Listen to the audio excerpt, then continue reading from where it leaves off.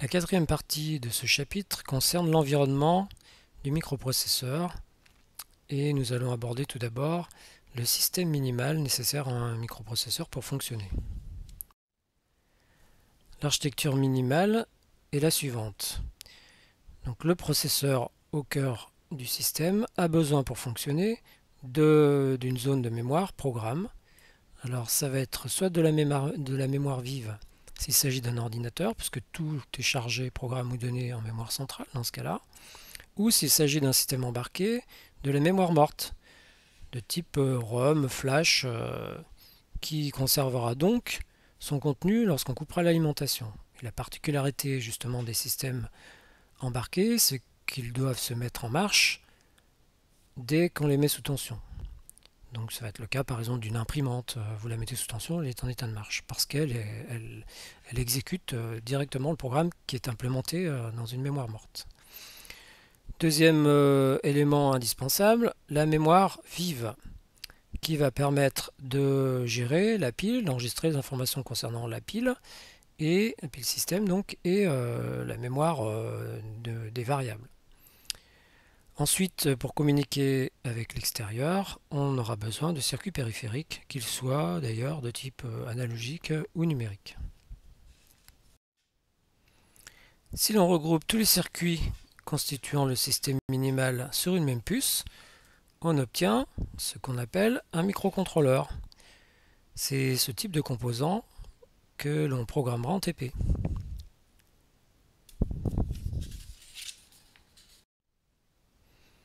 On peut difficilement aborder l'architecture des microprocesseurs sans parler des mémoires à semi-conducteurs, c'est-à-dire dont la structure de stockage de l'information est un composant électronique dont le substrat est du silicium.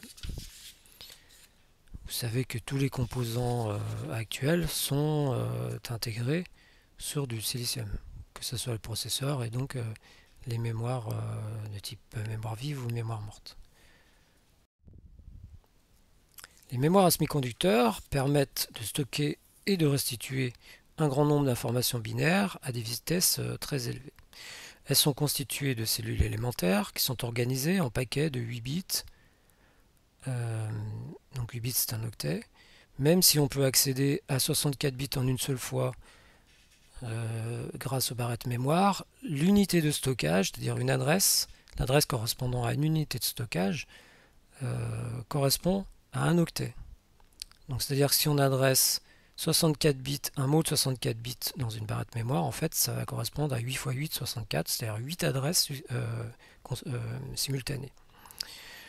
On peut symboliquement schématiser la mémoire comme une colonne de tiroirs, c'est l'image qui est présente sur ce transparent, chacun des tiroirs étant représenté par une adresse et permettant de stocker la même quantité d'informations binaires.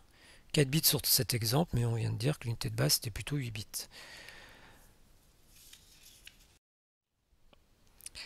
Au niveau de la terminologie, on va définir le mot mémoire, qui est un groupement de bits qui constitue une unité d'information adressable en mémoire centrale.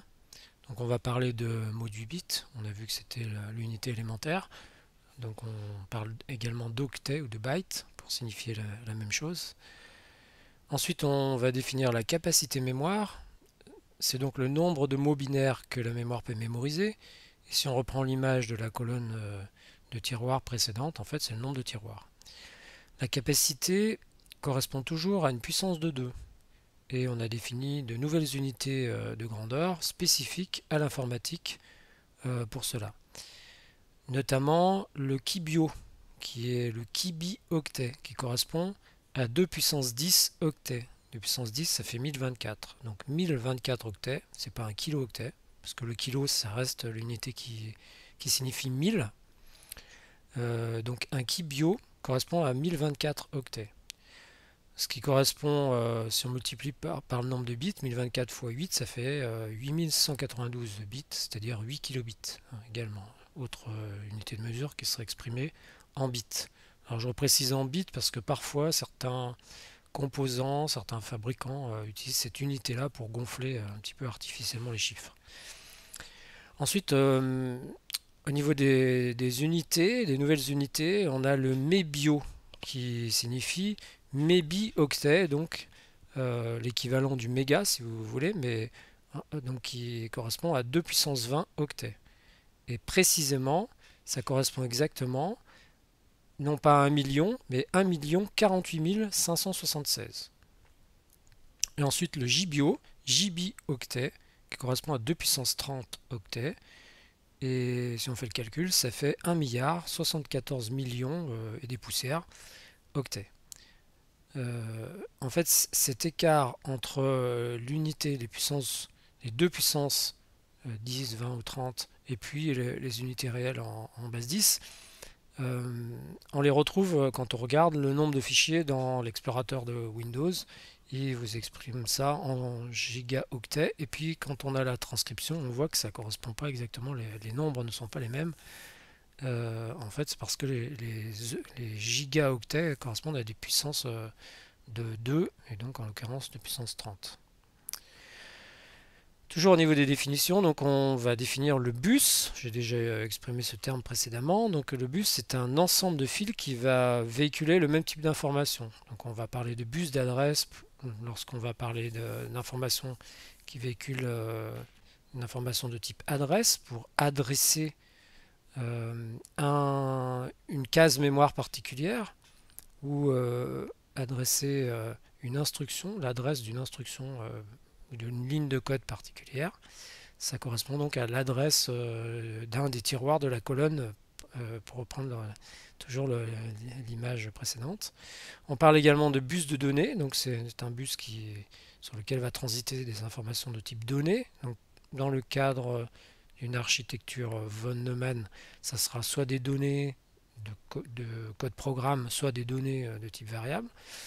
Et également le bus de contrôle.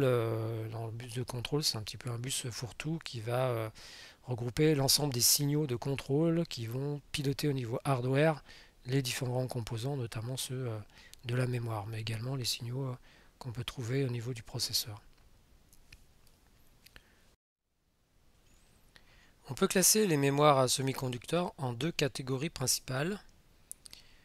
La première, ce sont les mémoires vives, qui vont permettre à la fois l'opération d'écriture, puis la lecture, donc la relecture de ce qu'on a déjà inscrit, et qui ont la particularité de perdre leur contenu si on coupe l'alimentation. La deuxième catégorie, ce sont les mémoires mortes, dont l'utilisation normale est la lecture, et qui vont avoir comme avantage de conserver, de maintenir les informations en absence d'alimentation. Ensuite, on va trouver deux structures d'accès aux données. La structure matricielle, qui existe pour les deux types de mémoire, à la fois mémoire vive et également mémoire morte, et la structure séquentielle, qui n'est possible que pour les mémoires vives, puisque ça va permettre d'inscrire des données et d'accéder à ces données séquentiellement, c'est-à-dire les unes à la suite des autres. La structure matricielle, comme son nom l'indique, va faire appel à une structure de matrice et va permettre d'avoir un accès direct à n'importe quelle cellule mémoire de la matrice, donc de la mémoire. Le temps d'accès est donc identique, quelle que soit la position de la cellule et quelle que soit l'adresse du tiroir qu'on va chercher à accéder. La structure séquentielle ne permet pas l'accès direct à une cellule mémoire et le temps d'accès dépendra donc de la position de l'enregistrement dans la structure et il faudra donc lire toutes les données précédentes avant de pouvoir accéder à la donnée qui nous intéresse. On appelle ces structures des piles. Il en existe de deux types. Les piles de type FIFO, qui veut dire first in, first out, qui ont un point d'entrée et de sortie différents, comme dans un tube. Comme si on mettait des jetons dans un tube, on les rentre par un côté et ils vont sortir à l'autre extrémité. L'autre type de pile existante, c'est la pile équivalent à une pile d'assiette. On appelle ça la pile LIFO, last in, first out. la première entrée sera la première sortie. Pardon, la dernière entrée sera la première sortie. Et donc on a un seul point d'accès unique qui sert d'entrée et de sortie. Puisqu'on parle de mémoire vive, je vous propose de faire un point rapide sur les différentes technologies existantes ainsi que sur les terminologies qui sont employées. Les mémoires vives sont communément appelées RAM pour Random Access Memory, qui se traduit littéralement par mémoire à accès aléatoire. D'après ce qu'on vient de voir, cela correspond à une structure matricielle. Et on a dit que les structures matricielles concernaient aussi bien les mémoires vives que les mémoires mortes. Le terme utilisé est donc abusif et détourné de son sens originel, mais néanmoins le considérera comme le synonyme de mémoire vive, et vraiment c'est cette terminologie qui est tout le temps employée. Dans la famille des mémoires vives, il existe deux technologies de réalisation sur le silicium, au niveau du silicium, de la mémoire élémentaire qui va permettre donc l'enregistrement d'un bit. La première technologie est réalisée à partir d'une bascule bistable, c'est-à-dire qui contient deux états stables, 0 ou 1. Cette cellule bistable est réalisée grâce à deux inverseurs logiques qui sont reliés tête bêche. Un inverseur logique, c'est un composant qui permet de faire le complément logique. Donc si vous avez 0 en entrée, vous avez 1 en sortie. Si vous avez 1 en entrée, vous avez 0 en sortie. L'information est donc mémorisée de manière stable, et tant que le circuit est alimenté, l'information est conservée. D'où le terme mémoire vive statique. Statique pour dire l'information est enregistrée une bonne fois pour toutes et elle n'est jamais perdue.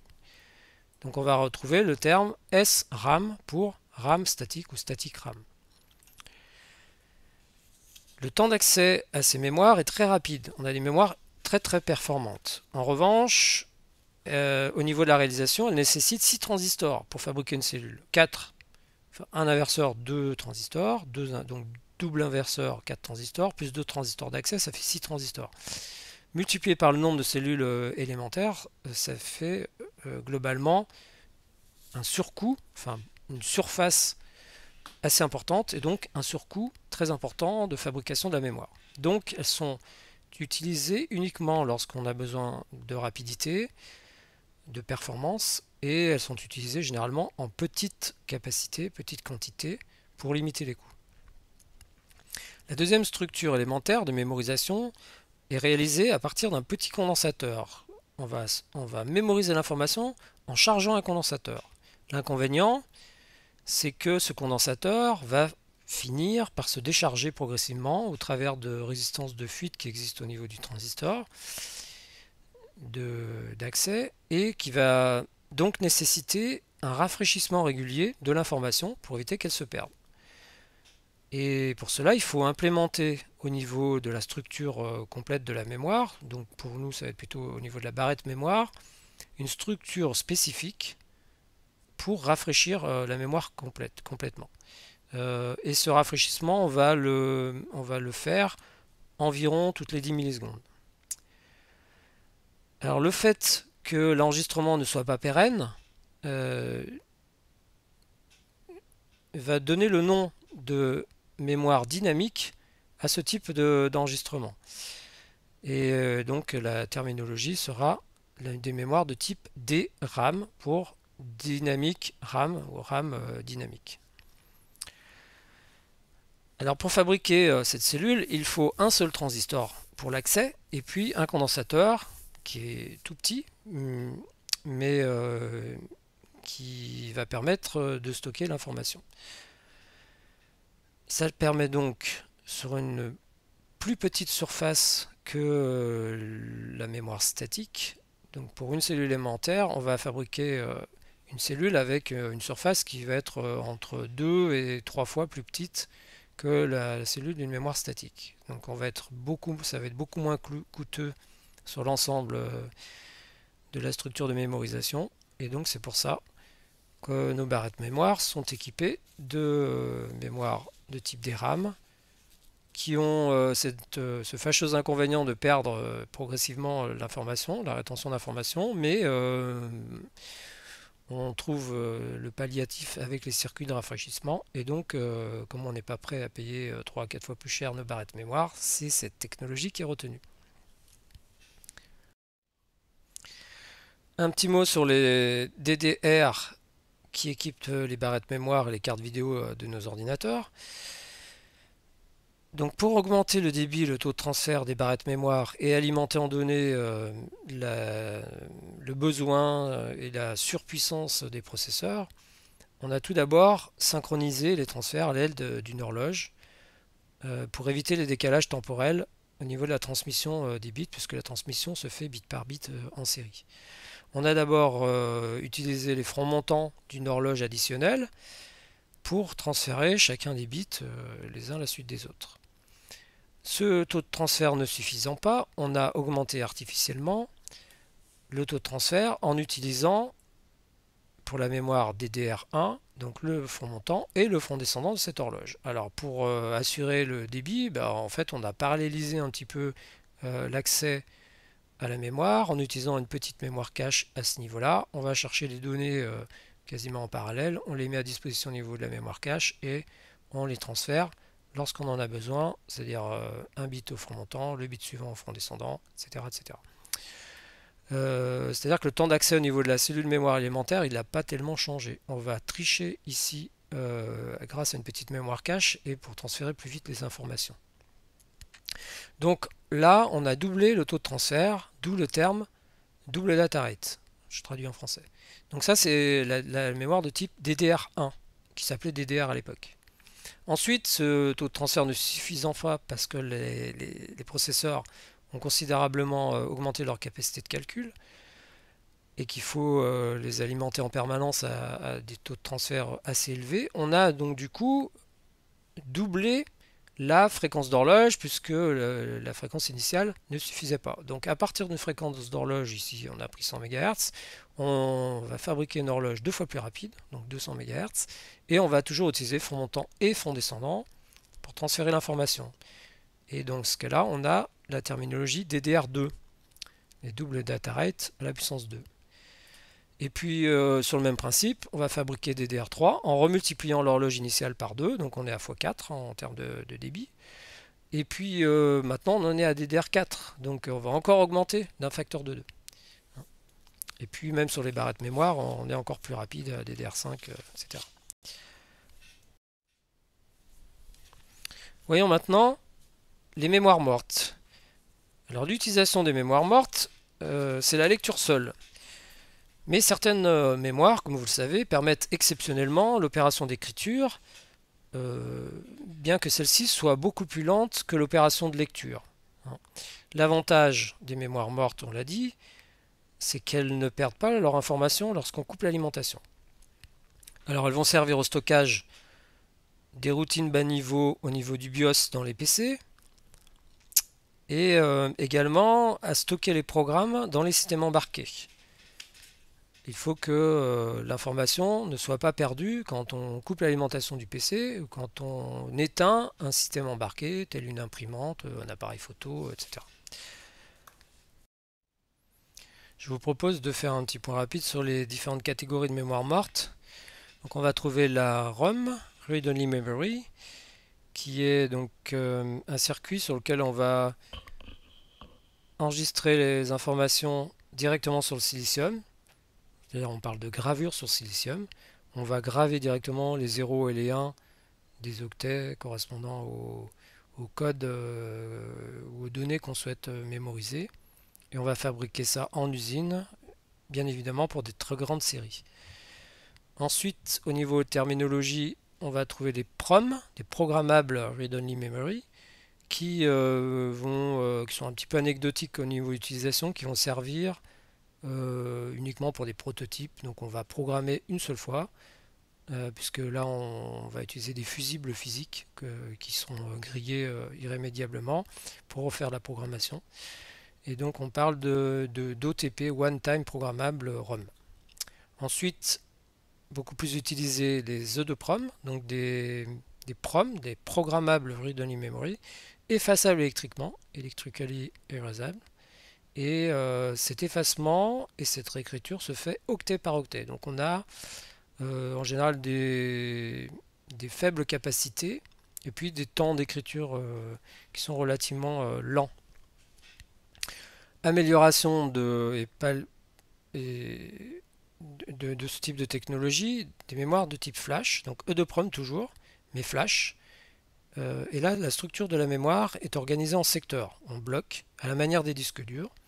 Et comme sur les disques durs, lorsqu'on veut inscrire des données, on va effacer tout le secteur et réécrire le secteur complet. Donc l'effacement se fait très rapidement, d'où le terme flash, et la réécriture se fait par bloc complet, donc on va gagner aussi là en temps d'écriture. Alors bien évidemment, ça sera moins efficace si on modifie qu'un seul octet, il faut tout effacer pour tout réécrire, mais si on va enregistrer une quantité d'informations importante, comme une image par exemple sur une carte SD, là ça aura tout son sens. Donc on va trouver cette technologie dans les clés USB, et on comprend bien la notion de mémoire morte, puisque lorsque vous enlevez la clé USB de votre ordinateur, l'information est bien maintenue, hein, c'est bien de la mémoire de type morte. Et on peut modifier, réenregistrer les informations. Donc on a bien quelque chose qui est reprogrammable, effaçable électriquement et reprogrammable. Alors vous utilisez ça régulièrement, vous comprenez qu'en écriture c'est relativement lent, hein. Encore que les temps d'accès ont été quand même améliorés ces derniers temps. Notamment avec l'utilisation de l'USB 3 qui permet d'améliorer le débit au niveau du bus, hein, de l'USB. Ensuite, on va trouver bien évidemment, et c'était pour ça qu'ils ont été conçus au départ, ce type de cellules mémoire au niveau des disques durs, SSD, hein, Solid State Disk, qui commencent à équiper nos ordinateurs et qui permettent par rapport à un disque dur à support magnétique d'avoir des temps d'accès qui sont quand même bien meilleurs, surtout en lecture. Alors donc ça fait des années qu'on a conçu, commencé à réaliser les mémoires flash, mais elles arrivent seulement dans nos PC en termes de disque dur parce que le coût à capacité égale, le coût d'un disque dur magnétique est quand même beaucoup plus faible qu'un disque dur à support de type mémoire flash.